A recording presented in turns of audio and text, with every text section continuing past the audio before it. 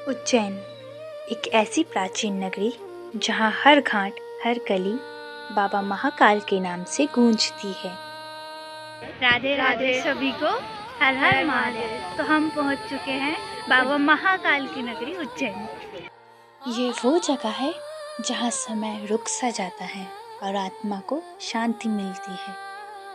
आज मैं आपको लेकर चल रही हूँ महाकाल की नगरी उज्जैन की यात्रा पे। यहाँ के मंदिर, घाट और भक्तों की भावनाएं सब कुछ बस अद्भुत है। तो चलिए इस दिव्य सफ़र की शुरुआत करते हैं। तो हम आ चुके हैं भोपाल के रेलवे स्टेशन पर, जहाँ रात को 11 बजे हमें उज्जैन के लिए ट्रेन मिल जाती है। जय श्री महाकाल। महाकाल के नाम के साथ हम अपनी यात्रा की शुरुआत कर देते हैं और आप देख सकते हैं हम इस यात्रा के लिए बहुत ही ज़्यादा उत्सुक थे। ये ट्रेन हमें रात को 3 बजे उज्जैन स्टेशन पर पहुंचा देगी।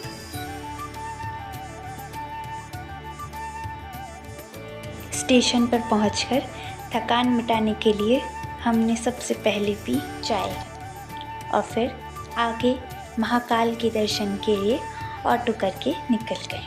रेलवे स्टेशन से महाकाल मंदिर की दूरी केवल 10 मिनट है, तो आप आराम से ऑटो करके पहुंच सकते हैं। दोस्तों, एक बहुत बड़ी बात हमें पता चली है। अभी रात के 4 बज रहे हैं और हम यहाँ आके खड़े हो गए और ये लाइन इतनी लंबी है भस्म आरती के लिए। और अभी हमारे पैरों का मिक्सचर बन चुका है क्योंकि ज़मीन इतनी ठंडी और हमने पैरों में कुछ भी नहीं पहनना है। हम सब उतार नंगे पैर हैं। तो ये लाइन भस्म आरती के दर्शन के लिए है, जो कि एकदम निःशुल्क दर्शन आप कर सकते हैं इस लाइन में लगकर। तो हम सब भी यहाँ लाइन में लगे हुए हैं, महाकाल के जयकारों के साथ दर्शन करने के लिए आगे बढ़ते जा रहे हैं और भीड़ काफ़ी ज़्यादा थी, आप देख सकते हैं।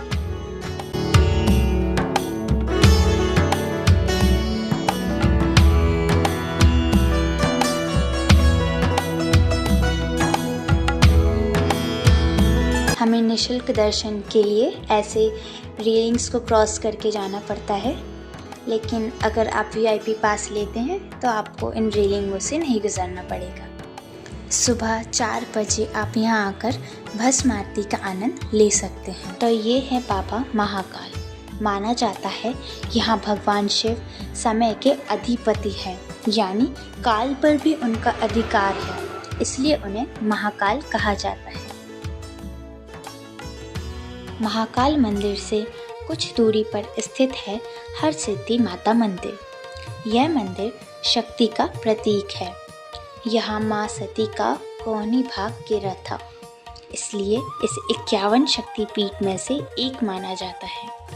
मंदिर प्रांगण में बने ये दीप स्तंभ इस स्थान की शोभा और बढ़ा देते हैं, खासकर नवरात्रि के दिनों में। जब इन दीप स्तंभों पर हजारों दीप जलते हैं तो पूरा मंदिर परिसर सोने सा जगमगाने लगता है और यह स्थान वह है जहां अखंड ज्योत जलती है। माँ हरसिद्धि अपने भक्तों की हर मनोकामना पूर्ण करती हैं। सूर्योदय हो चुका है। अब हम जा रहे हैं अगले मंदिर, जो है 4 धाम मंदिर, जहां एक ही स्थान पर आप चारों धाम के दर्शन कर सकते हैं। यह है बद्रीनाथ धाम, ये जगन्नाथपुरी, द्वारका और रामेश्वरम। 4 धाम मंदिर के दर्शन के बाद हम निकल गए थे काल भैरव बाबा के दर्शन के लिए। भक्तों की रक्षा करने वाले समय के स्वामी भगवान काल भैरव। माना जाता है काल भैरव भगवान शिव का एक उग्र रूप है, जो भक्तों के सभी भय और बाधाओं को नष्ट कर देता है।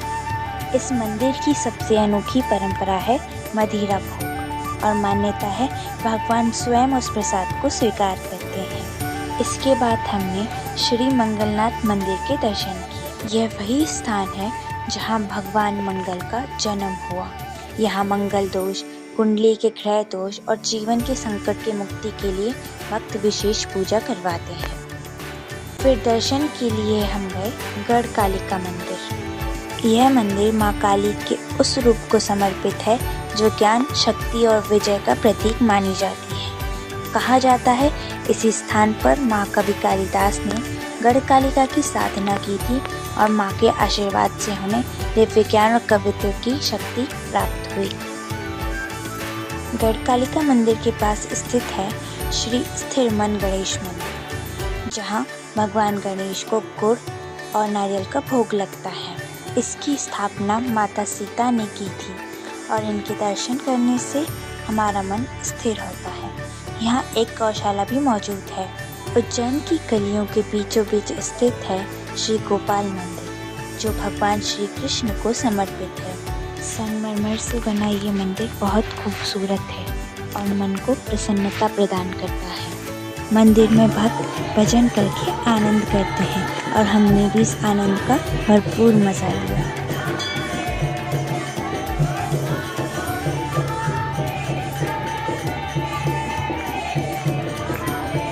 महाकाल मंदिर के पास से आप एक ऑटो बुक कर सकते हैं, जो आपको 500 से 600 रुपये में इन सारे मंदिरों के दर्शन करवा देंगे। इन मंदिरों के दर्शन करने में आपको 2 से ढाई घंटे का समय लग जाता है।